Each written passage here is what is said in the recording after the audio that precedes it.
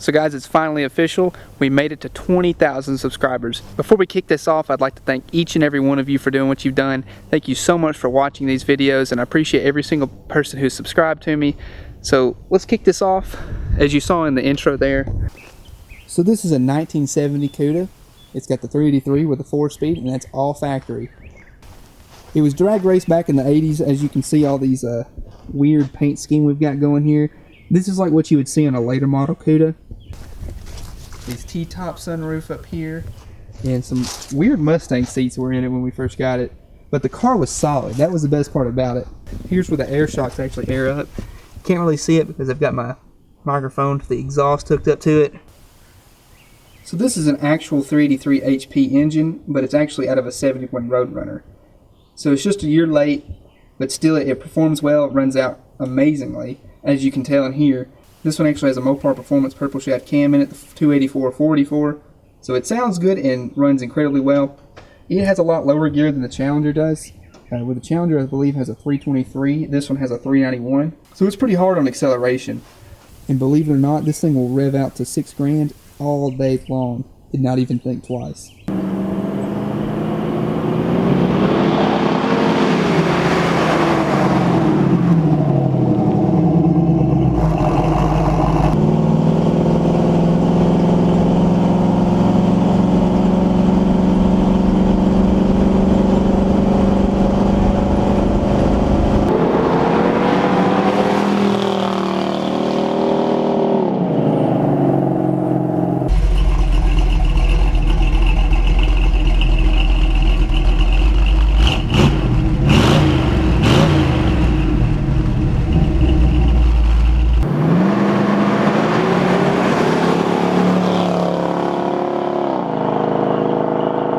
So up next is a real 1970 Dodge Challenger RT convertible.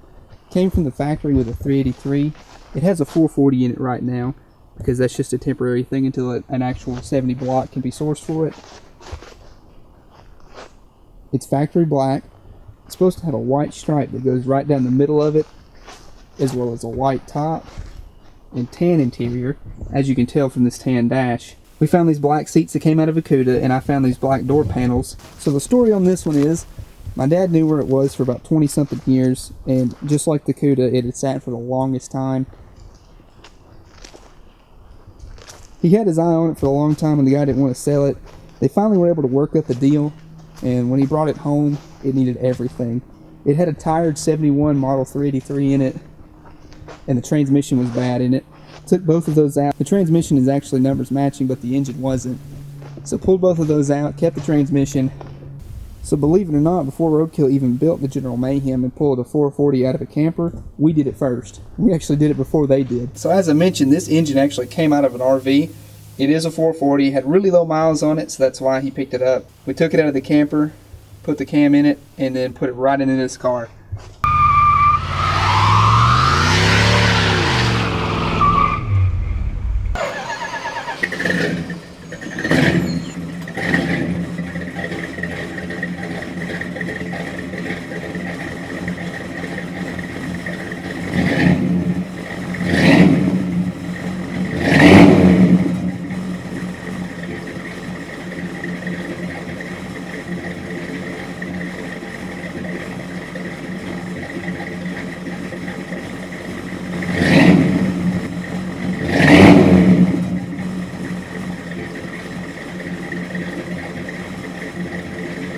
So next up, we've got a 1979 Little Red Express. This has been in the family since before I was born. I believe it was 1995 was when my dad bought this thing. It's got the factory wheels. They're chrome 15x8. And on these things, factory step side with a wooden bed. This was basically the hot rod truck back in the day. I believe that this was the fastest production vehicle back in 1978, and this is pretty much the same truck. All it has is a different grille and a different hood on it. Show you the inside here. It's the factory bench seat here. Well, it's actually buckets. You got a seat here, and this folds down. factory tough wheel, original stacks. So I mean, everything on this truck is pretty much original. So as I mentioned before, this thing's been in the family since 1995, so that's when it was restored actually. This is the factory 360 engine. It's the high performance 360 with a 4-barrel on it. And then this is actually the factory air cleaner with these 2 dual air intake snorkels. And it came factory with the chrome air cleaner and chrome valve covers, just like that. This truck has AC and it works. So I mean, everything on this truck makes it a really solid cruiser. We actually take this thing on a lot of trips. Actually, not that long ago, if you remember the "Is This a Real General Lee" video, we actually drove this truck about 2 hours just to go to that show. And probably the craziest thing about this truck everybody notices, besides the Little Red Express decals and the pinstriping, are these massive exhaust stacks. Nowadays, this is what everybody puts on their diesel truck. This came from the factory like this.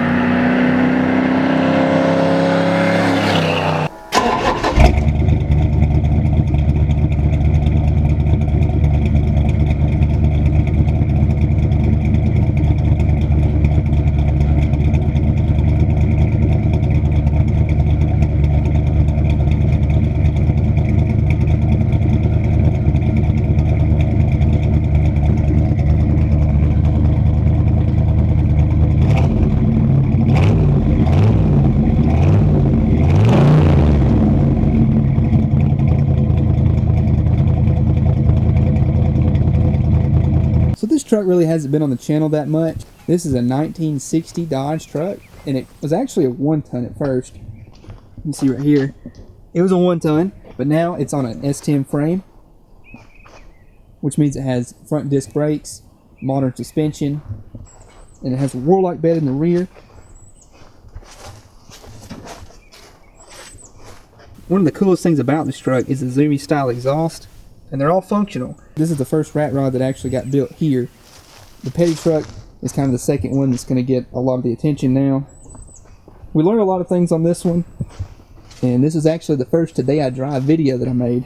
It was on this truck. This is a 360 with really low miles on it. 2 4-barrel intake, Mopar Performance cam. Super good running truck. Really fun to drive. I'll show you the inside here. And like I mentioned, the frame is S10, so the steering column is also S10. It's a tilt column. Door panels, speed limit sign on here. We've got stop sign on the other side. And these are Cavalier seats, and I think that's a Cavalier center console. I don't exactly remember. Low car shifter, radio, and these are actually the same gauges that are going to go in the petty truck. So we know we like them, and they work really well. Up here we've got all sorts of tags and signs to do the headliner with.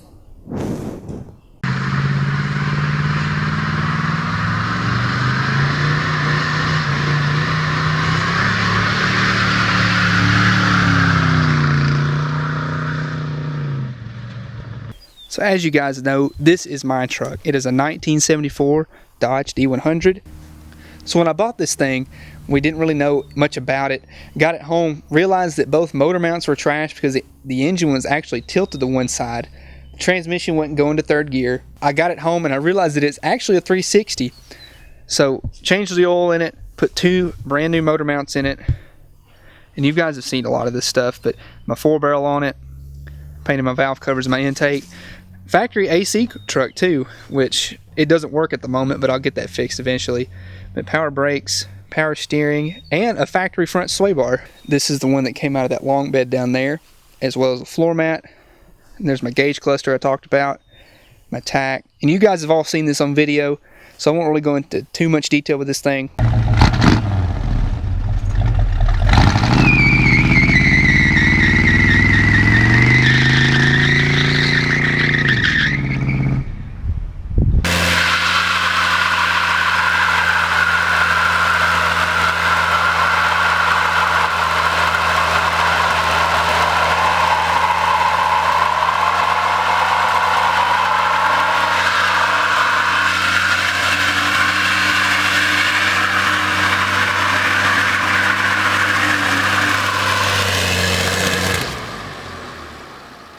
So everyone here has obviously seen my Duster if you've watched a few of my past videos. This is my newest addition. It's a 73 Plymouth Gold Duster. Picked it up from the second owner. They've owned it since 1975. First thing I did to it, put these wheels and tires on it, hubcaps, rebuilt the carburetor. Basically no rust. The only thing that you can really see is a little bit of surface rust bubbling up in the usual places. If you guys know, I bought this car to replace my first car, which is a 74 Dart Sport. And ever since I sold that car, I've wanted another one of these body styles. So when I saw this one, I just had to have it. This thing's an all original slant 6. It has AC. It has power steering. Like I mentioned, I rebuilt the carburetor, put a new fuel filter on it, and it actually rides out really well. The brakes work surprisingly well for what it is. I might replace the rubber hoses and everything and pull the drum off just to make sure everything looks okay. But it runs, drives, stops really well. The guy I bought it from, he maintained it very well. He did a really good job of keeping this thing up to date, making sure that everything was good on it. So some plans for this: I want to redo the interior, make it look nice in here, like clean out this carpet and replace it if I have to. Maybe redo the dash. The seats are actually pretty nice. It has a tear right here, but that's all it is really. The back seat's still good. They were recovered years ago. So eventually, as I've mentioned before, I'd actually like to take the Slant 6 out years down the road, whenever I have everything to do it with, and I want to put a 318 or a 360 in it. You know, nothing too crazy, just something mildly built.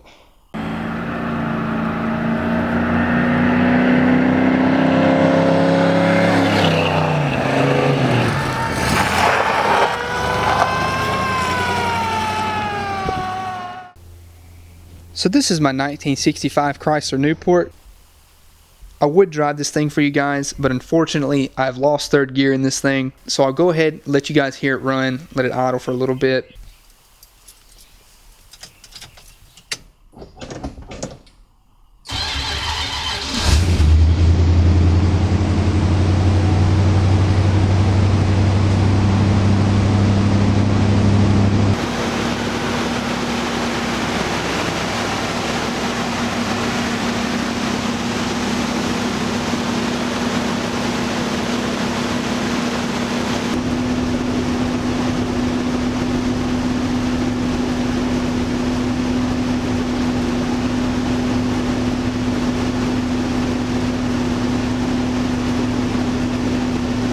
So this thing is the original 383. I put a 4-barrel on it, had to put an alternator on it, voltage regulator, and a master cylinder. Redid all the brakes with it. It's got power steering, power brakes, AC. It even has cruise on it. This is the factory cruise from Chrysler. It was all original and it was all there.